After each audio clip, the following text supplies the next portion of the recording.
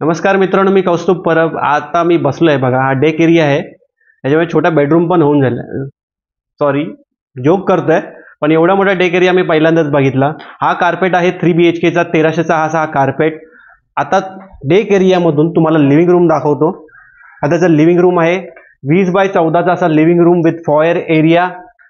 आणि main USP बघा याची, एवढा मोठा किचन तुम्हाला फार रेअरली बघायला भेटतो. ह्याच्यामुळे ड्राय स्पेस सुद्धा आहे बघा. वॉशिंग मशीन तुम्हाला ठेवता येईल. बाल्कनी एवढी जागा आहे. हा जो प्रोजेक्ट आहे हा मोठा टाउनशिप आहे. ह्याच्यामध्ये 1 BHK, 2 BHK, 3 BHK, even 4 BHK चे व्हेरियंट्स आहेत. हा त्याचा पहिला बेडरूम म्हणू शकता. 9x11चा असा बेडरूमच आहे.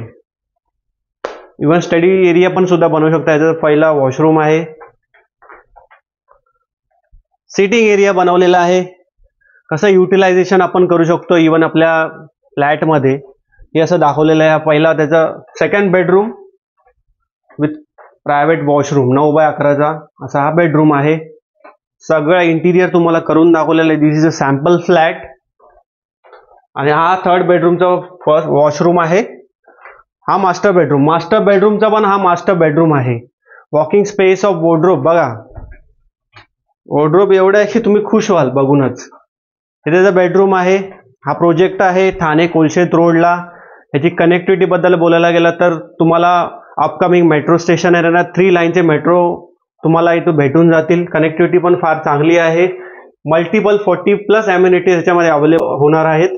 तर ह्या प्रोजेक्टला व्हिजिट करायचं असेल तर तुम्ही मला कॉन्टॅक्ट करू शकता माझ्या दिलेल्या नंबरवर. तर हा छोटासा व्हिडिओ तुम्हाला कसा वाटला नक्की कळवा. आणि माझ्या चॅनलला लाईक, शेअर आणि सबस्क्राईब करायला विसरू नका. Thank you for watching.